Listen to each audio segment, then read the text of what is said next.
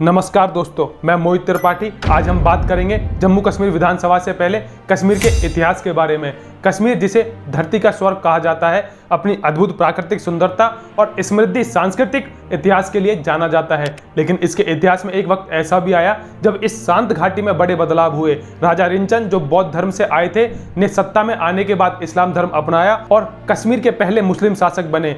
आइए जानते हैं इस ऐतिहासिक बदलाव की पूरी कहानी। कश्मीर का इतिहास प्राचीन है। यहाँ की घाटियों में सबसे पहले हिंदू और बौद्ध राजाओं ने शासन किया। 7वीं शताब्दी में ललितादित्य के शासन को कश्मीर का स्वर्ण युग माना जाता है। इस काल में कश्मीर का राजनीतिक और सांस्कृतिक प्रभाव दूर दूर तक फैला। ललितादित्य के समय कश्मीर ने चीन के सिंजियान प्रांत, अफगानिस्तान, पंजाब और बंगाल तक अपना विस्तार किया। लेकिन इस स्वर्ण युग के बाद कश्मीर के राजाओं में धीरे धीरे कमजोरी आ गई और सत्ता संघर्ष शुरू हुआ। 13वीं सदी के अंत में कश्मीर पर राजा सहदेव का शासन था, लेकिन राजा सहदेव को शासन में कोई दिलचस्पी नहीं थी। उनके मंत्री रामचंद्र सारा राज्य चलाते थे।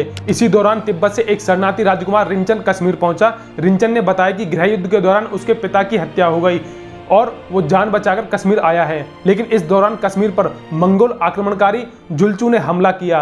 राजा सहदेव लड़ाई किए बिना कश्मीर छोड़कर भाग गए। रामचंद्र ने शासन अपने हाथ में लिया, लेकिन रिंचन ने मौका देखकर विद्रोह कर दिया। रिंचन ने रामचंद्र की हत्या कर दी और खुद कश्मीर की गद्दी पर बैठ गया। उसने रामचंद्र की बेटी कोटा से विवाह करने का प्रस्ताव रखा, लेकिन वो अपने पिता के हत्यारे से शादी करने को तैयार नहीं थी। कई दिनों की मनुहार के बाद कोटा रानी रिंचन से विवाह के लिए राजी हो गई। रिंचन, जो बौद्ध धर्म से था, कोटा चाहती थी कि वह हिंदू धर्म अपनाए, लेकिन ब्राह्मणों ने उसे दीक्षित करने से मना कर दिया। रिंचन के लिए धर्म का सवाल महत्वपूर्ण था। धर्म में शांति की तलाश में रिंचन सूफी संत बुलबुल शाह के पास पहुंचा। बुलबुल शाह के प्रस्ताव में आकर रिंचन ने इस्लाम धर्म अपना लिया और सुल्तान सबरुद्दीन के नाम से कश्मीर का पहला मुस्लिम शासक बना।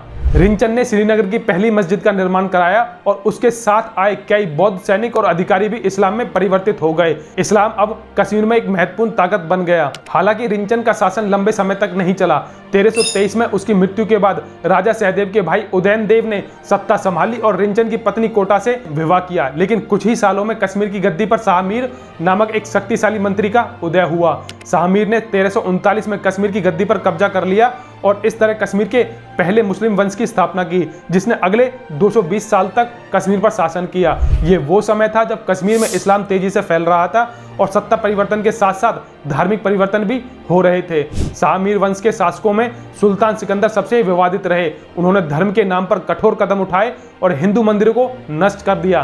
कश्मीर की घाटी में धार्मिक उथल पुथल का दौर शुरू हुआ, लेकिन सिकंदर के बेटे जैनुल आबिदीन का शासन उसके बिल्कुल विपरीत था। जैनुल आबिदीन ने धार्मिक सहिष्णुता की नीति अपनाई और हिंदू मंदिरों को पुनर्निर्माण का आदेश दिया। इस दौर को कश्मीर में फिर से शांति और समृद्धि का समय माना जाता है। कश्मीर का इतिहास सत्ता के संघर्ष, धार्मिक परिवर्तन और सांस्कृतिक विविधता की कहानी है। राजा रिंचन के इस्लाम स्वीकारने से लेकर शाह मीर वंश के उदय और जैनुल आबिदीन की सहिष्णुता तक कश्मीर की धरती ने कई ऐतिहासिक बदलाव देखे हैं। यह कहानी हमें याद दिलाती है कि कश्मीर की असली पहचान उसकी सांस्कृतिक धरोहर में छिपी है। इस कहानी के बारे में आप क्या सोचते हैं? हमें कमेंट्स में अपनी राय दें। अगर आपको यह जानकारी अच्छी लगी हो तो इस वीडियो को लाइक और शेयर करें तथा चैनल को सब्सक्राइब करना न भूलें। फिर मिलते हैं एक नई वीडियो में एक नए टॉपिक के साथ। तब तक के लिए धन्यवाद।